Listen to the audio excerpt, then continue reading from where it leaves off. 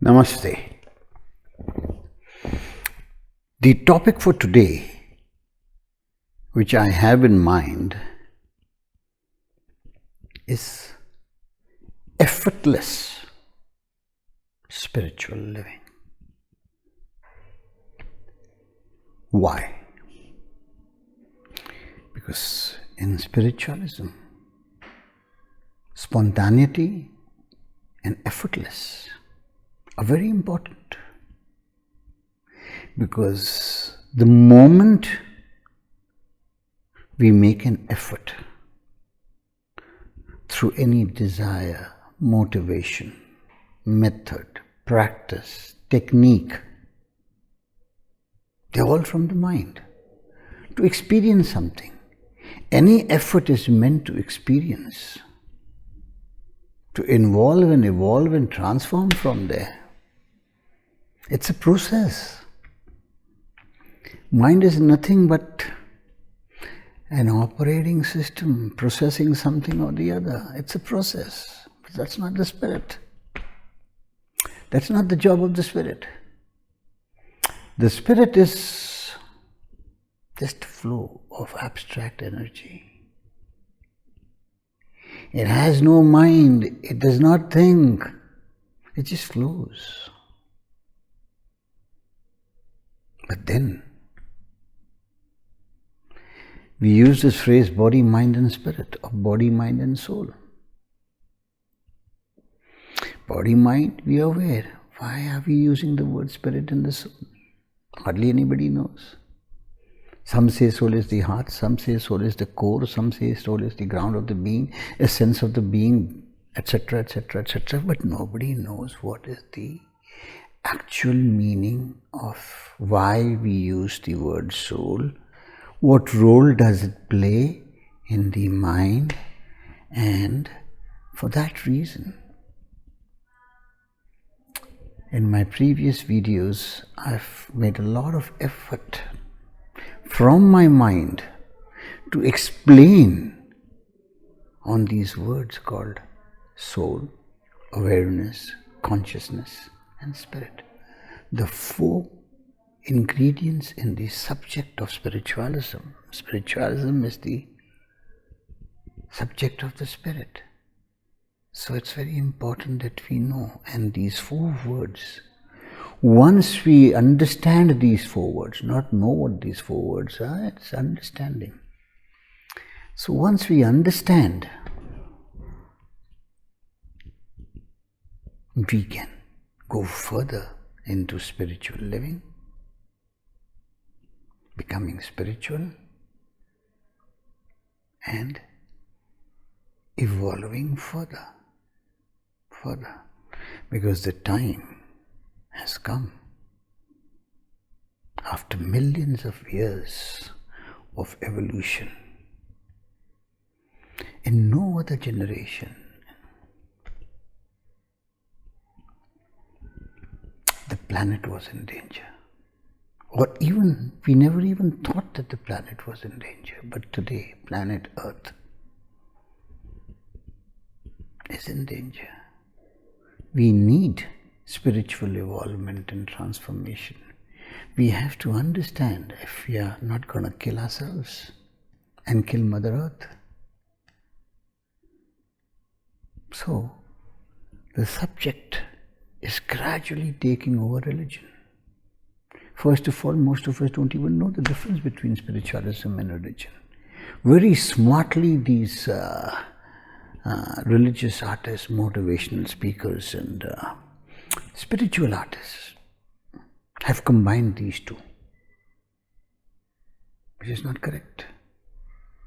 Spiritualism speaks about oneness, about awareness, about consciousness, whereas religion speaks about human gods, separatism. Founders of the religion, it's based on faith, intense faith, where you're ready to kill each other. So, These two subjects are different, and gradually people are getting fed up of blind faiths or blind beliefs which are ingrained into religion, and they want to get away. And what happens? Spiritualism is the answer. But for spiritualism, you have to understand first what the subject is about.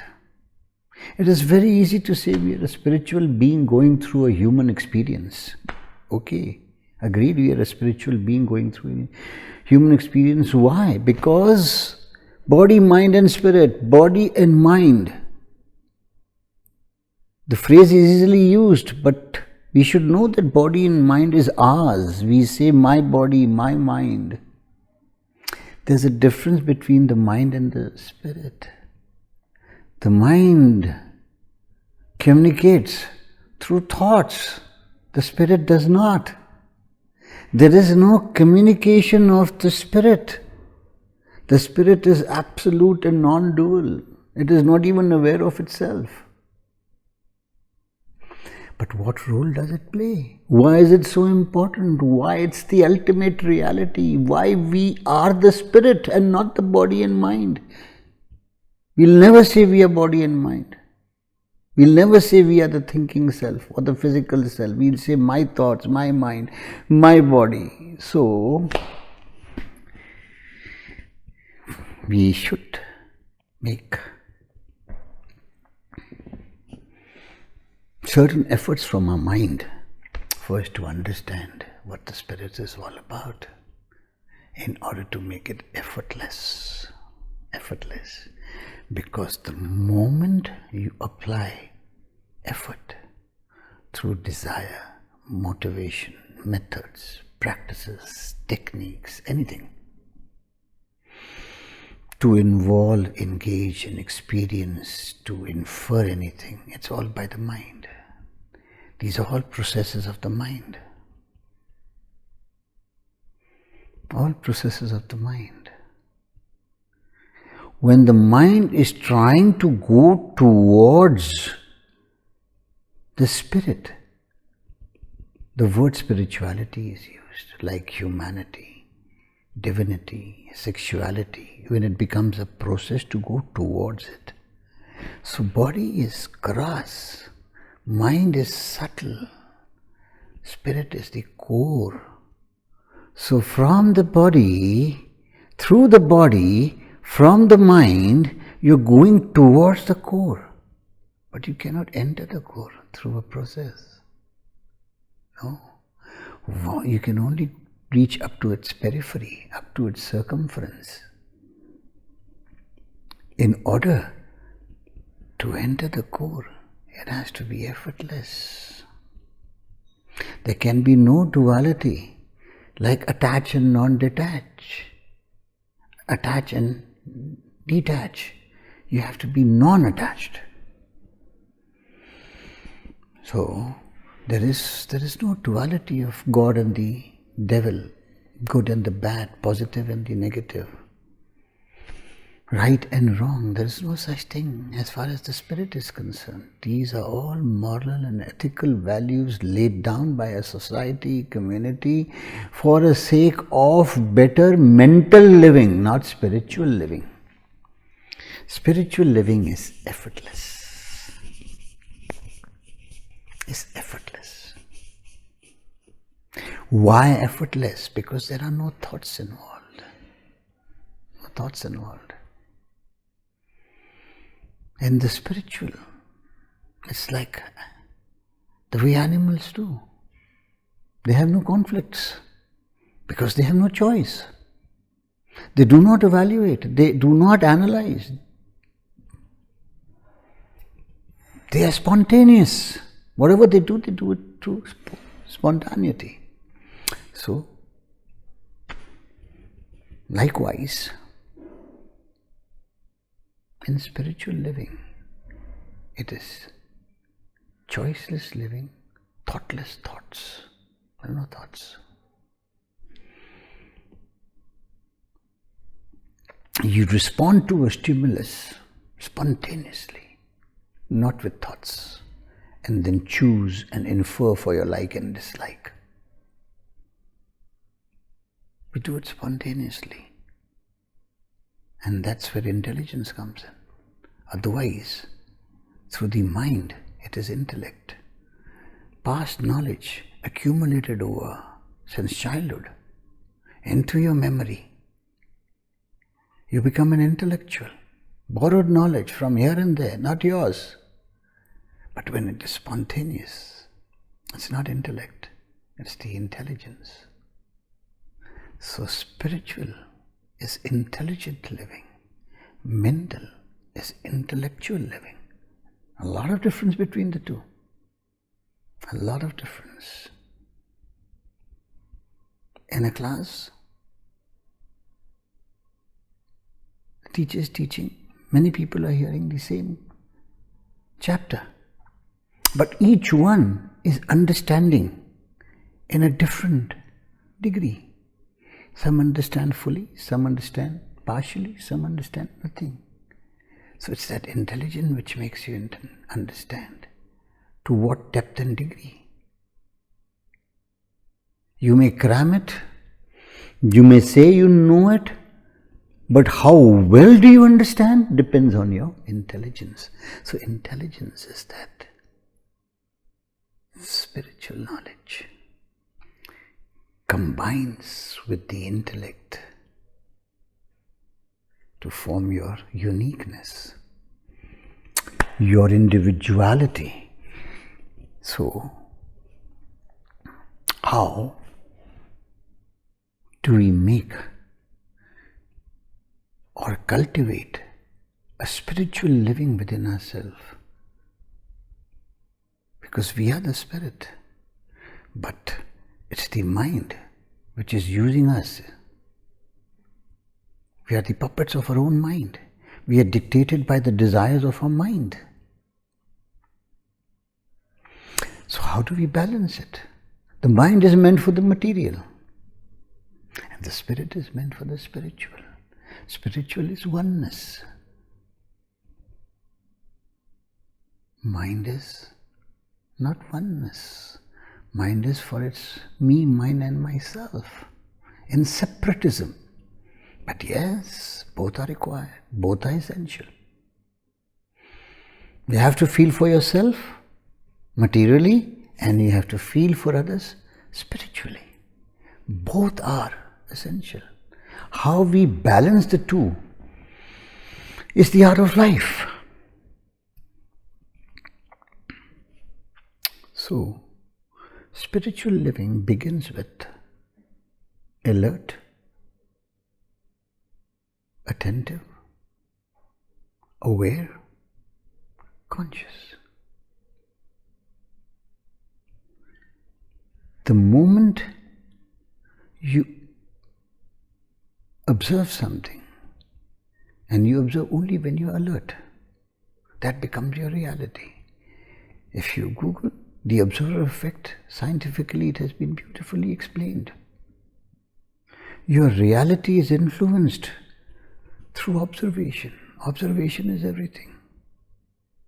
It is the beginning of everything. So when you are alert, much prior to your thinking mind begins to think, you perceive, you observe. If you are alert, you observe. And that observation later forms your reality. Your reality, not the ultimate reality. The ultimate reality is the spirit. Your reality, whatever the reality is, through your intelligence and your intellect. So, after you are alert, if you experience spontaneously, it is spiritual. If you experience your perception analytically, it is material. Very simple. When you experience analytically, through analyzing and evaluating, then it is through your thoughts. You'll have to think. So, alert, attentive, aware, conscious. So when you are alert, you observe. And only if after that you are attentive. You have to be attentive. You've become aware now. Alertness makes your mind aware. Now that awareness may fizzle out. If you're not attentive, you have to be attentive to become conscious. So consciousness is related to attentiveness, and awareness is related to alertness. Alertness is primordial, awareness is primordial, meaning prior, and after that it attaches to duality, to respond through the mind, to choose and infer between this and that, here and there, and the subconscious mind takes over. But if you're attentive, and if you're conscious, and if you're focused, and if you're centered, the conscious mind retains for a little while longer. Otherwise, the subconscious mind functions 98% of the time. And that is how you're being used by the mind. That is how you're being used by the mind. So what does the mind do?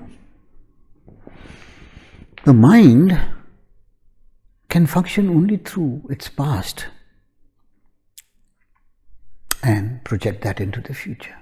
It misses the present moment, because while analyzing, while evaluating, all these things take time, and by the time you start experiencing, you miss the present moment. So like a pendulum, it goes from one end to the other end, bypassing the center. From the past, your mind is lost in the past, it's stuck in the future, and like a pendulum, you are swaying here and there. So you are not utilizing your maximum potential. There is no optimization in your mind. Only those people who are using their potentiality higher and higher, that means they are thinking less, and they are spontaneous from their mind. They don't think too much about the results. They enjoy their work and they're more concerned about their work.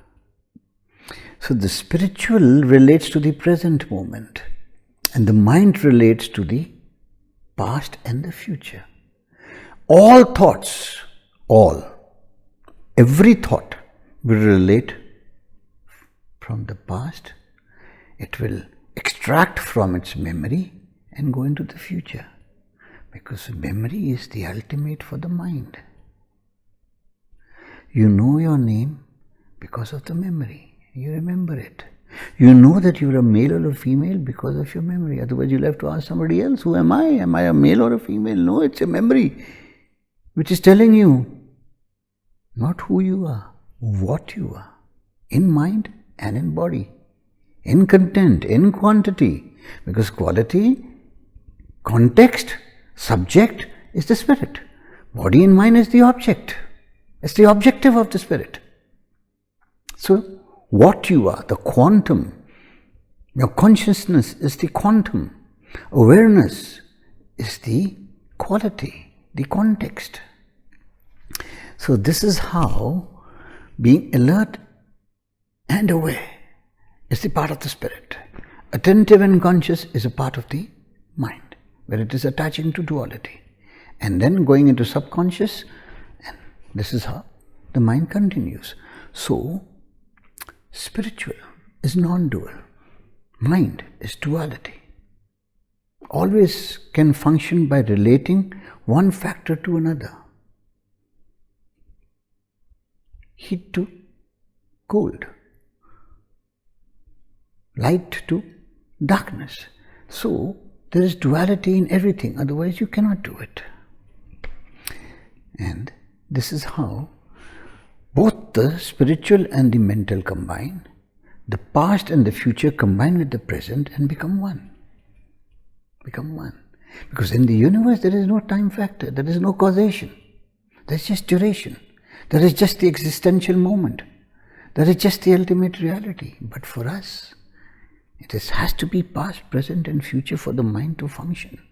The duration has to be defined and measured with the chronological and the psychological time. But the existential time is from one moment to the next by its duration, without being defined, measured, and like you're watching the sunset or the sunrise, sitting on a beach and you're lost, or you're sitting with your girlfriend and you lose all sense of time. In that romantic mood or in the awe of a sunset, you just forget. And that duration can last for 5 seconds, 5 minutes. I do not know for how long. It all depends on the individual. So existential moment from one moment to the next is the present moment for the spiritual.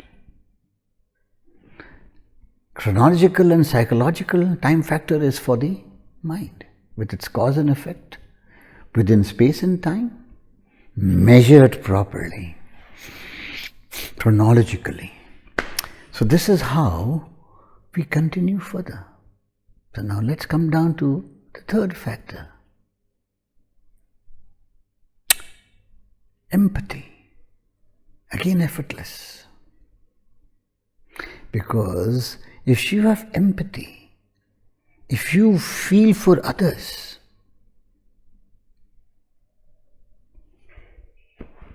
more concerned to uplift your ego, that's not empathy.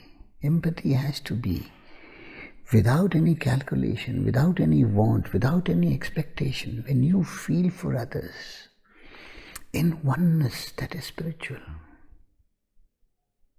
That is why passion and compassion is more for the mind. It is dispassion which is spiritual. Dispassion means there is neither passion nor its opposite. There is pure dispassion. You are simply sensitive to all that is around. You are sensitive to a fallen leaf. You are sensitive to not crumple or kill an ant or a crumpled piece of paper. You'll pick it up and put it into the dustbin, and you'll have respect for all that is around, because we are all one and not two. We are all energy vibrating in a different frequency.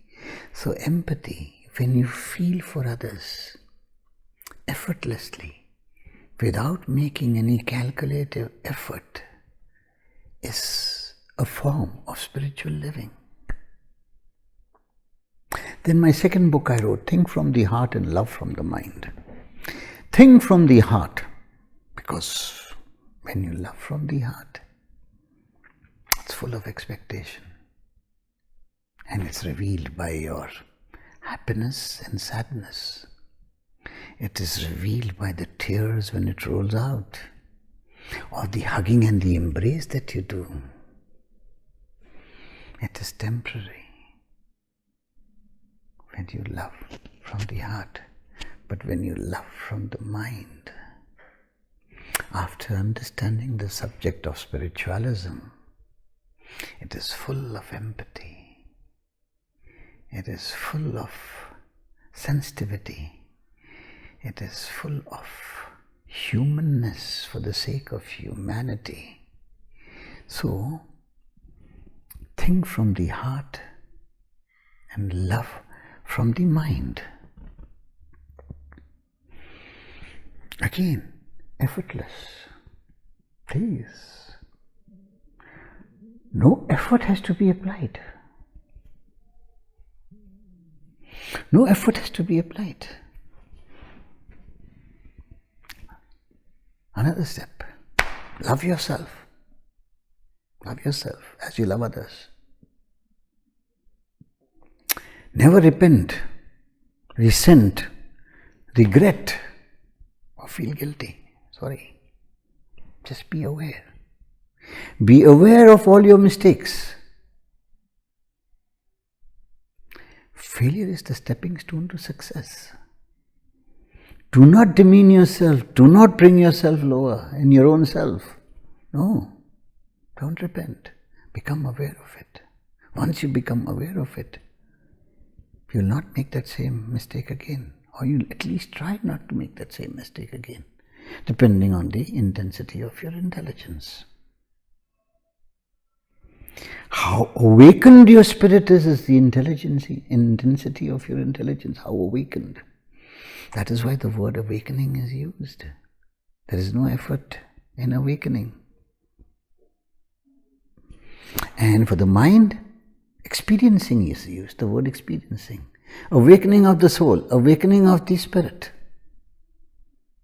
Once it is awakened, it triggers the mind and the mind becomes wakeful. Wakefulness is your mind, state of your mind. Because when your mind is asleep, there is no wakefulness, there is no consciousness. But everything is working. Even your mind is working, your body is working without your knowing, without your conscious or subconscious knowing about it. It's still working. Leave a problem before you go to sleep. And when you get up in the morning, there are very high chances you'll have the answer because the awareness inside the mind has been working on it. So let's come down to the next step in effortless spiritual living. Ego. Learn how to surrender. Surrender your ego. Ego is mind and mind is ego. Mind is ego. Surrender. Learn how to surrender. Don't try to always prove that you're superior than the other. Try to convince the other that you're smarter. Surrender your ego. Accept your circumstances the way it is, as it is. Just become aware, effortlessly. Because spiritualism is one word, awareness. That's about all. Awareness. And awakened awareness is that supreme attribute of energy, the highest attribute which human gods have supposedly reached to some extent of being awakened in their spirit and their soul. Then next, belief. Belief. There is a difference between faith and reason. I remember a long time back I saw a YouTube on faith and reason.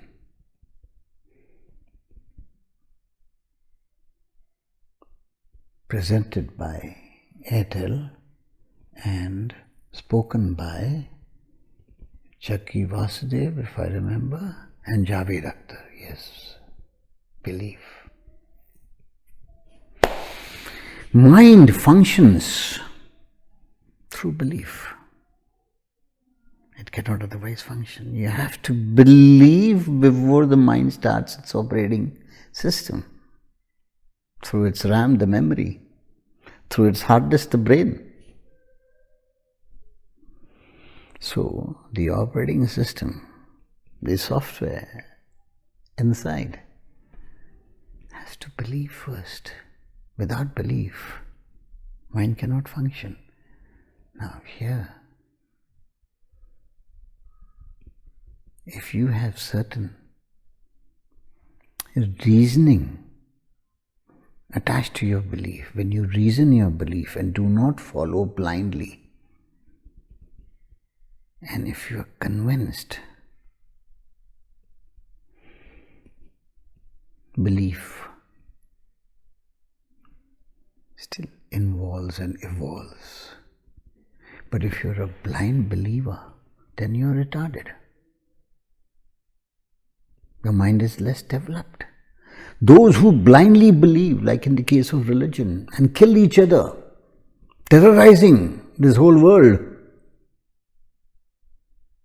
in the name of their God without any reason, blind faith, intense belief. What is faith? Intense belief. And the belief becomes so strong that it stops to reason it, and you just blindly do what you're doing just because you're told by somebody else. You're a follower. You're a leader. You're not open-minded. So belief, it starts, what happens? Why? You have to be very careful about what you believe. Because when you start to think, you're supposed to reason. Apply logic into it. You're supposed to. So that it does not become a blind belief. Because after your thinking is your reasoning and your logic, and that goes next to your belief. And after a belief, a habit is formed. And after being habitual, an attitude is formed. And after being attitudinal, your intention is formed. This is the process the mind takes. It starts from thoughts, it starts from thinking. So, the answer is, please do not have blind beliefs.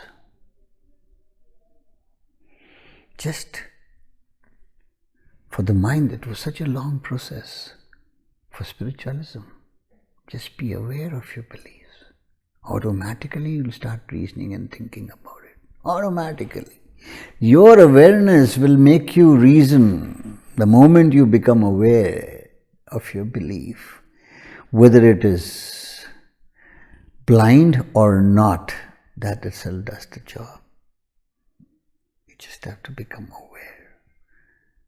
And spontaneously you'll realize, oh God, I was doing that blindly. So be in the spiritual term, it is awareness. In the mental term, it's thinking, reasoning, logic, belief, habit, attitude, intention, what not. It's a very lengthy process. Always enjoy your work. Whether it's business, whether it's professional, whether it's service. 98% of us are working materially for the mind, for the sake of the mind, for the sake of money, for the sake of accumulation, for the sake of comfort, accumulating more and more, wasting, consuming more than what we really require, incessant, ceaseless desires, one after the other, non-stop, from one model of TV to another, through supermarketing and advertising, one car to another, there's no end, in spite of the fact all cars have the same function, with a little difference here and there, but the price difference is too much. So,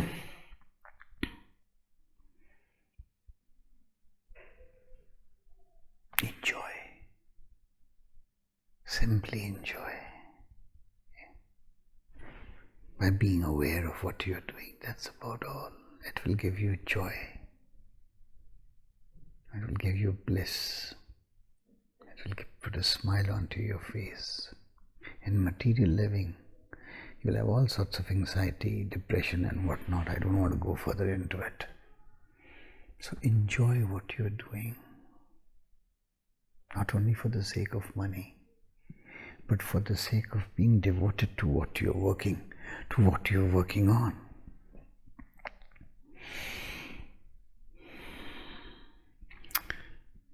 Be generous. When you feel for others, be generous, effortlessly. Not with expecting something in return. Be generous, because it is in giving that you receive, and it is in dying that you are born to eternal life, as said by St. Francis of Assisi. So, be generous. After that, do not blow your own trumpet. Do not try to prove your superiority. Do not try to show off. Learn how to share your credit with others, your fame with others, because it's always teamwork. As an individual, we're nothing. We are all interconnected, interrelated, interdependent on everything. From plants, animals to human beings, we are all interconnected as one, interrelated, and all alone by ourselves. We're just nobody. We're nothing. We are just gross energy. It's only interconnection, interrelation, interdependence in some form or the other, which creates that cohesion. And it has to be effortless. Has to be effortless.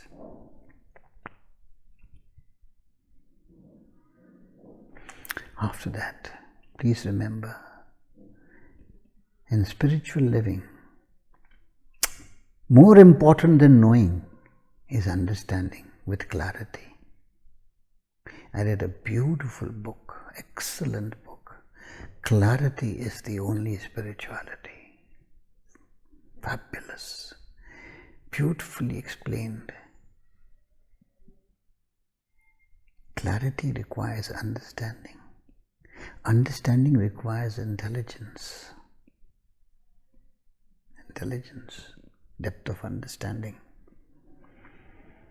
which makes you evolve and transform in every field, material or spiritual. Now let's come down to the last, because otherwise it will get too long. And I'm sorry I've taken so much of time. Dispassionate witness. Dispassionate witnessing, because you are the witness. Witnessing through your mind, the witnessed. The seeker seeking the sought is one and not two. It's the mind process. Otherwise, the seeker and the sought are one. In between is the mind separating into this and that. When the seeker comes to know what I'm seeking, I'm energy and the other is also energy. We both are one. We both are one. So, dispassionate witnessing.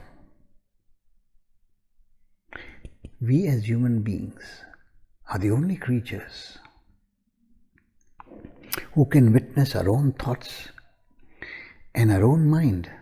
This is what is called looking inwards. People use words like inner engineering. I do not know what it means. Engineering is with effort. Looking inwards is witnessing. Witnessing your own self. To become aware. Witnessing is the highest form of spiritualism. That is why the soul is called the witnessing self, the witnessing consciousness, the Sakshi. It's the highest because while witnessing you are impartial and impersonal. Witness is the spirit. Witness is the spirit. You are witness. You are uninvolved as a witness. You are unaffected. Thoughts have yet not come in. So keep on witnessing constantly and continuously your mind and its thoughts. And you will become spiritual. Thank you very much.